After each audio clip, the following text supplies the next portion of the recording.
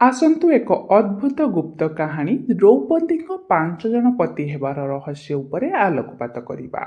ମହାଭାରତ ଏକ ବିଶ୍ୱ ପ୍ରସିଦ୍ଧ ଏପିକ୍ ଯେଉଁଥିରେ ଅନେକ ରହସ୍ୟ ଓ ଦିବ୍ୟ ଘଟଣାମାନ ଲୁକାୟିତ ଅଛି।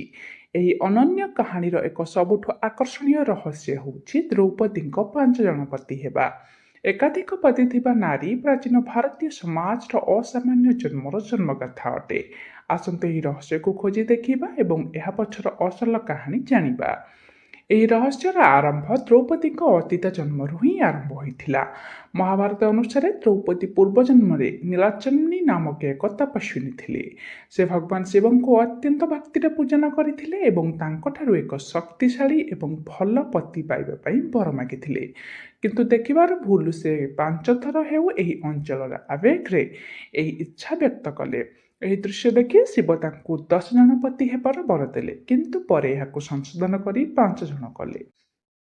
ତାଙ୍କ ଏହି ପୂର୍ବଜନ୍ମର ଇଚ୍ଛା ଅନୁସାରେ ପରବର୍ତ୍ତୀ ଜନ୍ମରେ ସେ ଦ୍ରୌପଦୀ ରୂପେ ଜନ୍ମ ନେଲେ ଏବଂ 5 ଜଣ ପାଣ୍ଡବଙ୍କ ସହିତ ବିବାହ କରିଥିଲେ।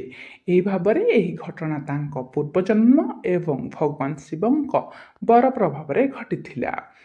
ପାଞ୍ଚଳର ରାଜକୁମାରୀ ଓ ଦ୍ରୌପଦୀଙ୍କ ସ୍ୱୟଂବର। ଦ୍ରୌପଦୀ ପାଞ୍ଚଳର ରାଜା ଧ୍ରୁପଦଙ୍କ କନ୍ୟା ଥିଲେ। ତାଙ୍କ ଭାଇ ଧୃଷ୍ଟଦ୍ୟୁମ୍ନ ଏହି ସ୍ୱୟଂବର ରଚନା କରିଥିଲେ, ଯେଉଁଥିରେ ଦ୍ରୌପଦୀଙ୍କ ପତି ନିର୍ଦ୍ଧାରିତ ହେବେ। ଏଠି ଏକ ଅତ୍ୟନ୍ତ କଠିନ ପରୀକ୍ଷା ରଖାଯାଇଥିଲା। ଏକ ଘୁରୁଥିବା ମତ୍ସ୍ୟର ଦ୍ୱାରକୁ ଦେଖି ଏବଂ ତାଙ୍କ ଫଳକକୁ ସରମାଳି ଅଭିକ୍ଷେପ କରିବା। ଏହି କାର୍ଯ୍ୟ କେବଳ କୌଶଳୀ ଧନୁର୍ଦ୍ଧାରୀ ଏବଂ ଶକ୍ତିଶାଳୀ ବ୍ୟକ୍ତିମାନଙ୍କ ପାଇଁ ସମ୍ଭବ ଥିଲା। ପୃଥିବୀର ବିଭିନ୍ନ ରାଜାମାନେ ଏଥିରେ ଅଂଶଗ୍ରହଣ କଲେ, କିନ୍ତୁ କେହି ଏହି ପରୀକ୍ଷା ଉତ୍ତୀର୍ଣ୍ଣ ହୋଇପାରିଲେ ନାହିଁ।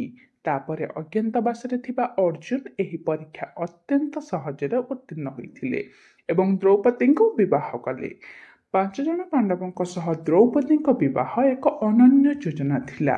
ଅର୍ଜୁନ ଦ୍ରୌପଦୀଙ୍କୁ ଜିତି ନେଇ ଘରକୁ ଯାଉଥିଲେ ଏବଂ ସେ ଘରେ ପହଞ୍ଚି ମା କୁନ୍ତୀଙ୍କୁ କହିଲେ, ମା, ମୁଁ ଏକ ଅଦ୍ଭୁତ ଜିନିଷ ଆଣିଛି। କୁନ୍ତୀ ନ ଦେଖି କହିଲେ, ତମେମାନେ ଏହାକୁ 5 ଭାଗରେ ବଣ୍ଟନ କରିନିଅ।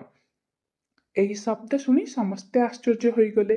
ଏଠି ଭୀଷ୍ମ, ବ୍ୟାସ ଏବଂ ଅନ୍ୟମାନେ ଏହି ବିଷୟକୁ ନିର୍ଣ୍ଣୟ କରିବାକୁ ଚେଷ୍ଟା କଲେ। ବ୍ୟାସମୁନି ଏହାକୁ ଦେଖି କହିଲେ ଯେ ଏହି ଘଟଣା ତାଙ୍କ ପୂର୍ବଜନ୍ମର ଇଚ୍ଛା ଏବଂ ଭଗବାନ ଶିବଙ୍କ ବରର ପ୍ରଭାବ।